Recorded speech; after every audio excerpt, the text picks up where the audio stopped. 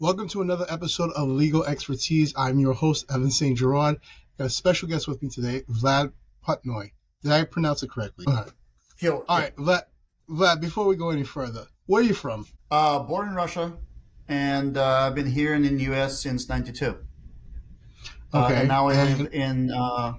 Yeah, go ahead. No. Where do you live now? Well, I've lived in New York for the longest time. My office is in New York, and now I live in Jersey. And we have offices in New Jersey and New York. And in terms of my firm, that's permanently living in the middle of New York City. All right. Now let's talk about your firm. What is your specialty when it comes to legal expertise? Excuse me. We do estate planning, wills and trusts. But there's 5 distinct subcategories of that. There's the pure estate planning for families and businesses. There is Medicaid planning for persons who require Medicaid. There's probates and administrations for estates of deceased. There's guardianships and a special needs planning.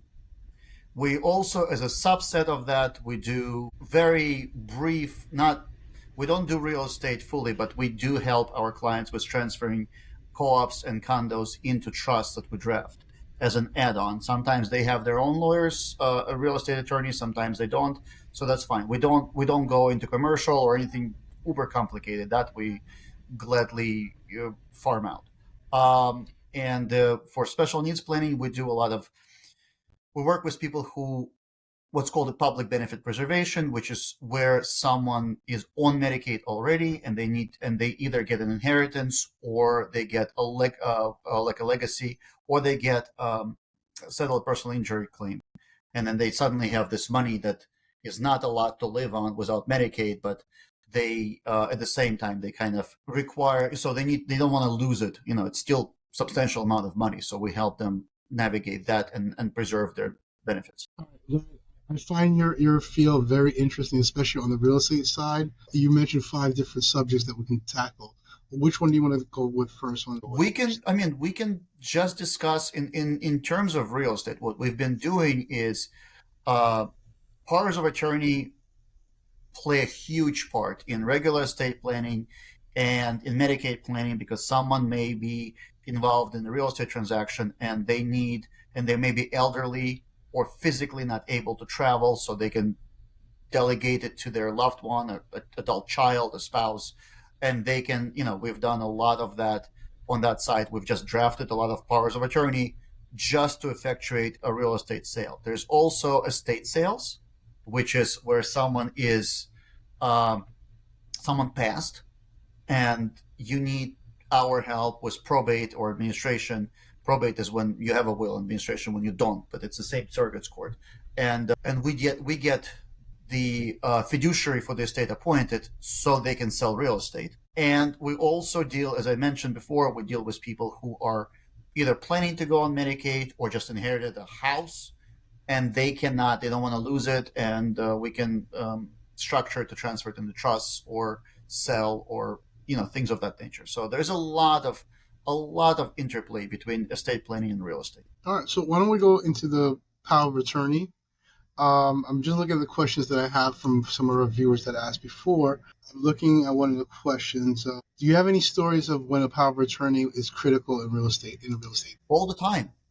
It's not even like one story I can go to. There's so many. The typical story, especially in New York. I mean, probably everywhere, but I'm very sensitive to it in New York City, where, let's say, a person is working all their life, and they are, they're married, they have a couple of kids, and they have a house, and they work for that house. That's their baby. That's their third baby, right? And then as they get older, they still trying to hold on to this house, but they can't really keep up with the house, with cleaning the house and things like that. And then they really decline in health. And they're kind of holding on to it until the adult kids really interfere and go, look, we need to do something for you. We need to either downsize, we need to sell this house, we need to put you into a one-level apartment that you can, use in terms of using an elevator. You can't do split level anymore.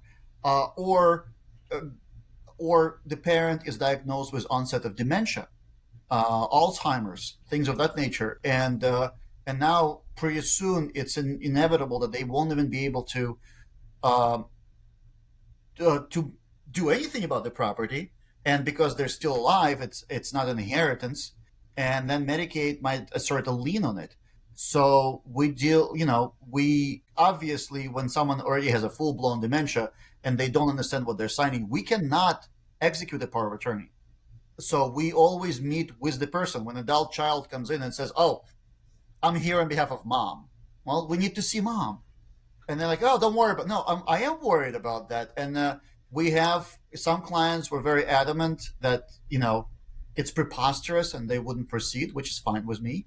But most people understand, and we meet with mom. We play the 5 questions. We ask what date is it, who's the president, and see how lucid they are. And if they are, we can't stress this enough. We need the power of attorney immediately before mom forgets what her name is, and Okay. that happens all the time, every single day. You're doing your due diligence not just for yourself, but also for the client and also for whatever the estate that they're planning, whatever they're maneuvering, what they're trying to do in the future. So these are questions that should Absolutely. be answered and taken into consideration. Now, after the person decides, okay, we need to get a power of attorney, we've met with you, mom is lucid, she understands what's going on, she doesn't want to have she doesn't she won't be able to make a decision probably in the future, but she wants to get ahead of this and basically get the power of attorney for whichever her siblings or kids that she feels comfortable with. Now, what's the next step after that? After the power of attorney is signed? Well, then the power of attorney is, it doesn't strip the principal who gives the power of attorney of their natural adult rights. They can still act on it, because a lot of people are dreading this, giving the power of attorney, because they believe they're just giving up their possessions. Obviously, if you can't give it to someone you don't trust, because it must be given voluntarily, willingly, and knowingly. Say that, say that one more time. I want the audience to hear that last sentence you just said. You don't give the power of attorney to people you don't trust. Say that one more time, please. You don't give the power of attorney to people you don't trust, just because they're there or they're whatever. And especially you don't give the power of attorney to your brand new home attendant that just happened to be feeding you, because that's called elder abuse. And by the time the adult children who may reside out of state and for work catch up, suddenly, a 98-year-old man is married to his 26-year-old sitter, and there's a contest. So you have to know who to give it to. Unfortunately, there's a lot of undue influence where someone might be slowly kind of dripping the knowledge, the false knowledge into someone's head. But all that aside, you absolutely need to trust whoever you're giving the power of attorney to, because the power of attorney is not an inheritance. It is a way for someone else to supplement your natural right that no one's taking away from you, to manage your assets, especially real estate, because that is the centerpiece of anything. It's the easiest to get to, and it's the most valuable. And you absolutely need to make sure, because look, New York has a statutory power of attorney. Other states don't. No one has that. It's like I can use one state's power of attorney and just say, now it's subject to laws of Florida, because it doesn't matter. It's like, I nominate this person to do this. Fine. But New York has so much fraud, or people plead ignorance, saying, grandma gives her grandson a power of attorney. He immediately transfers $100,000 and goes partying in Mexico. And then Dog the Bounty Hunter goes after him, and he says, I did not know I couldn't do this. I thought she was making a gift. It is not a gift. The person must be mature and understand and appreciate what it means. And so you have to have the person who is mature, who understands, who has a sound judgment of an average person, whatever that means, and that they will act with your money for your benefit as long as you're alive, because the power of attorney dies with the person. And so, side note: a lot of people come in and say, "Grandma died 2 weeks ago. I have a power of attorney." You can't. That's it. And then You have like, to have well, paperwork. it's kind of too late. Yeah, I have the paperwork. What do I do with it? Well, nothing anymore. That form has expired with grandma. and that's also very common.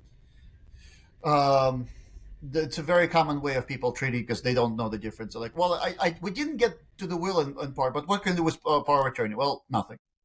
All right, so let me see if I got this correctly. So basically, if I have a power of attorney for, let's say, my mom or my new girlfriend who's 80 years old, Nice. she happens to pass away. Once she passes away, that power of attorney is no longer is void.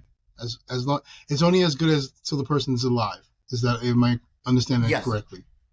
Okay. Yes. So basically, if I have a power of attorney, And as long as yeah, the person's it's elusive, only as it expires. as long as that person's Well, elusive and I have the the power of thing is that attorney. the person must sign the power of attorney when they're lucid. Okay. But it's supposed to be used when they're actually not lucid anymore. So if they're still alive, but they're stricken with full-blown dementia, this is the time for their trusted agent to be acting on their behalf. Like if you did this for your mom, that would be the ideal situation. At that point, while the person's still Or alive, 80-year-old girlfriend. or 90, well, I'm not discriminating. I But mean, let's just say, let me know if she has a younger sister. you mean older sister.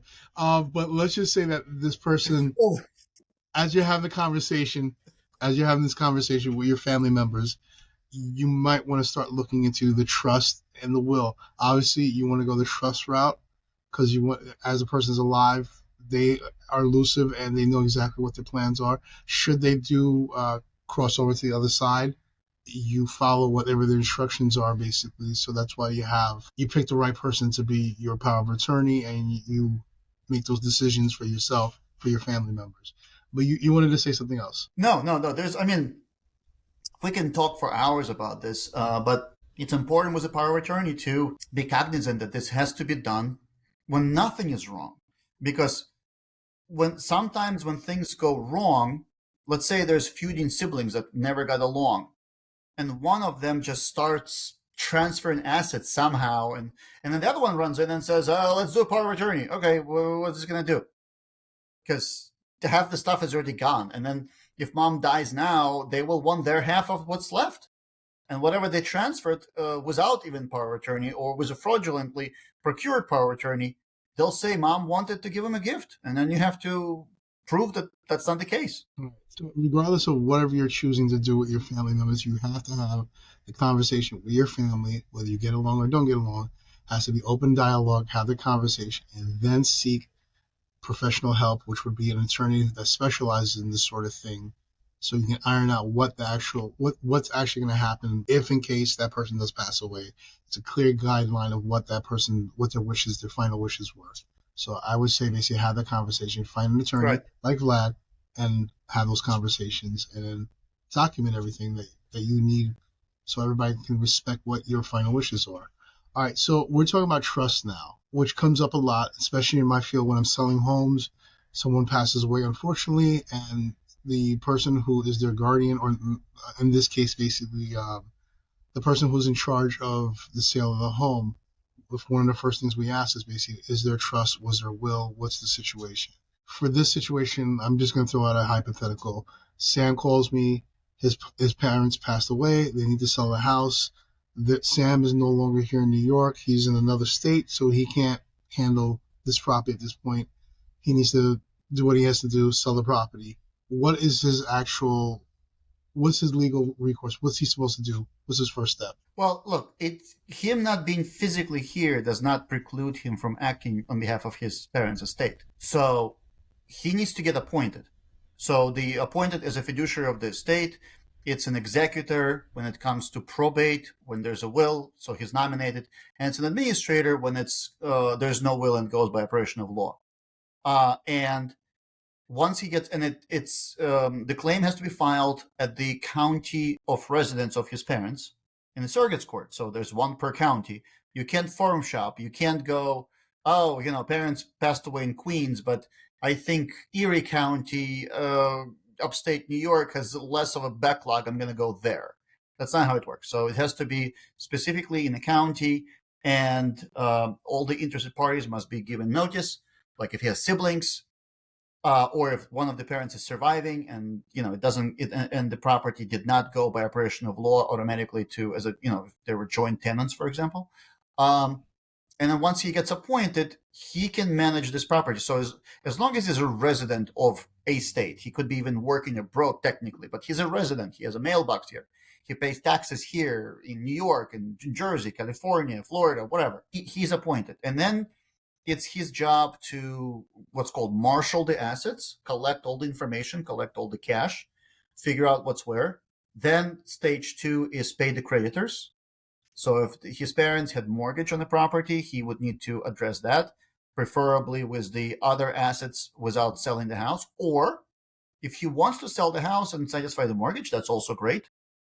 And it's we kind of want to see a lot of people want to keep the property or transfer the property or sell it at a different time or do whatever other things. Nothing's wrong with selling it because a lot of times, parents lived in an area where the kids just don't want to live and they will sell it. And it's called an estate sale. So he would have to, his job as a fiduciary would be to just effectuate the transaction. In that sense, he's not going to be brokering his own property. He would need your help, clearly. He would need to go to professionals. He would absolutely need a real estate attorney. He would need a real estate broker. And, you're one of the finest ones. We've known each other for many, many years. Clearly, that's why I'm here. The checks in the mail. Yeah. But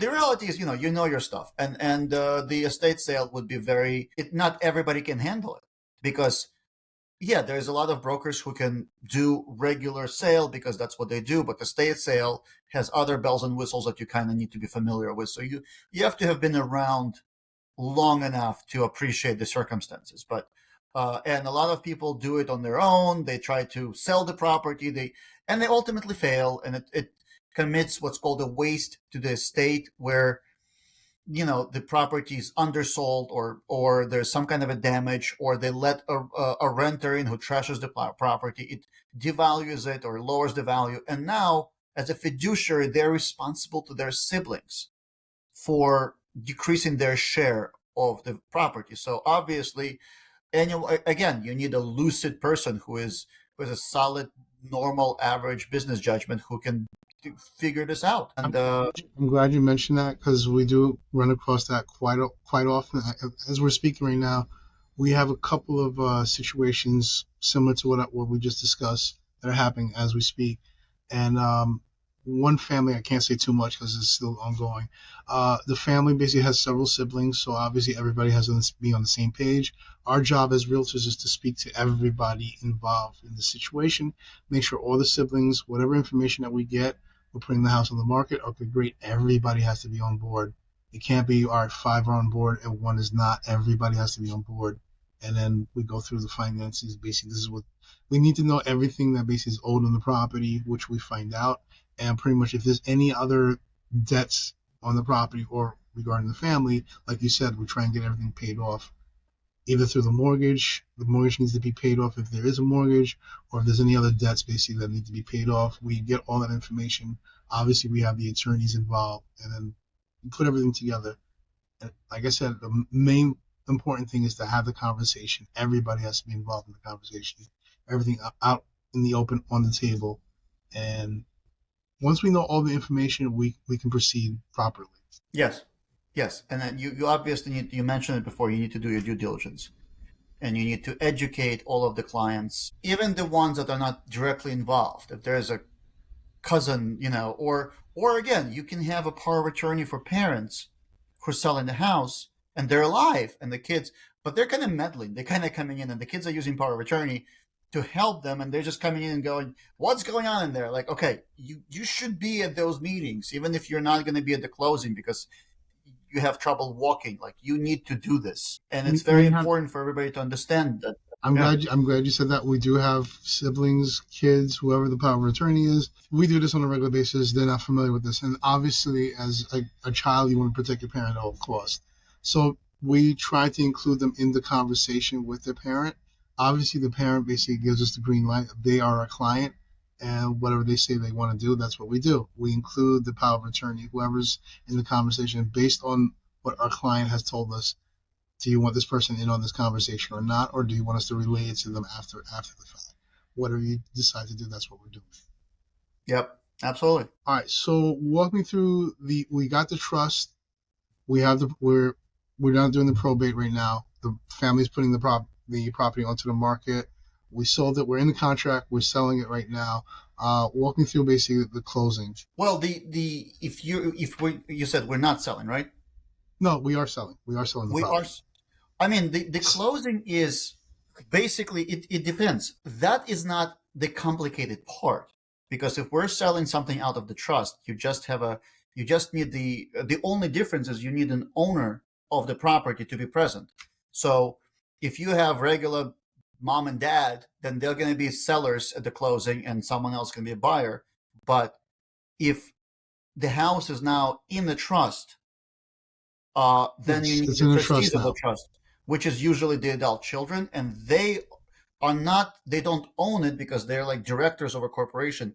They are, but they're representatives of this legal entity. And just for the record, this is not really, this is tangentially related, but just for the listeners, when people say, do I need a will or a trust? The will is owns everything you own at death in your name under your social security number. A trust owns what you've put in it physically. It's called funding the trust. So it's not either or, it's usually both. Because you can have a house in a trust and a bank account in your name, you will need both. So here we're talking about specifically trust that's been funded with a real estate that we're now selling. Okay, so now we're at the closing table. The funds have been transferred. The funds are transferred over to the trustees, and the trustees pay off whatever they have with the bank, let's say Medicaid bank, whatever other things that are due. The attorney basically helps them put everything together, and they pay off what they have to pay off. And then whatever else money's left over, the trustees do with whatever the person who passed away, whatever their final wishes were. They take care of that. Is there anything else that the viewers need to know regarding this process? Well, then what happens is because the trust is separate from the will from probate, the trust is what's called a non-probate vehicle. It holds non-probate assets, so we don't need to go through court. We don't need court's blessing, and it's done immediately. So now the funds are not going to trust to the adult kids as beneficiaries yet. They go to the adult kids and well, I mean, again, it could be anyone, but they go into trustees as the directors who accept the property, and now they have to look to the trust in to properly administer the shares. And so when everything, let's say I don't know, you have $1 million property, there's a $300,000 mortgage minus fees. Let's say I don't know, $500,000, $600,000 in the trust, and it says to my adult children equal shares. Okay, well, do you have two or three or five? What's the equal share? You take that as 100% divided by number of kids. There you go. Or you go, well, off the top, I want 20% to go to the Red Cross. A lot of people are charitable. They're charity minded. We have a lot of clients who are affluent or in a very specific mindset, like who have all their life been involved with nonprofits or in academia. They want to give back to the community, to their institutions, and it's very important. So the kids might not like it, but it is what it is. Or sometimes it's It's actually, the final wishes. You have to respect the final wishes, whatever but they want. yeah, but sometimes it's actually done on purpose, and the kids actually love it because sometimes it's done for tax purposes to offset liabilities because you get the charitable exemption, and it's fabulous. So it's not always a bad thing, but you have to. But the trustees with the money have an obligation to follow the rules and then administer the beneficiaries whatever their share is. We gave them a lot of information to digest. So if they want more details, figure out basically if they should go the route of trust or estate planning or whatever, how can they reach you? We are easily reachable. I mean, we're on the internet. We have several numbers that are just kind of a sort of tracking numbers because we need to know. Like we have one number on the website and another number on a different landing page. But in general, our main number that you can always reach us at is 212-6371. 212-920-6371, and we will be able to schedule an appointment, be it for New York or New Jersey office or Zoom. But we have licenses for New York and New Jersey, and that's our That's our wingspan. Usually we're in Bergen County, like North Jersey, and we are in New York City and the boroughs of New York City. So anywhere between Suffolk to maybe Westchester, Rockland. But the five boroughs of New York City is our preferred. All right. Well, you heard it from the man himself, the man, the myth, the legend. If you have any questions about real estate regarding selling, relocating, probate situations, anything regarding real estate, feel free to reach out to me. I'm Evantz Saint-Gerard. My number is 917-975-5985. I'm a New Yorker. I'm sorry I talked too fast. I'll slow it down. 917-975-5985. You can also reach us on our website, which is mynyhomesales.com. TikTok, Facebook, Instagram, pretty much you name it, we're probably on it. Remember to like, share, and subscribe. If you have any questions, feel free to leave the comments down below or just DM us, and we'd love to answer questions. Talk to you soon.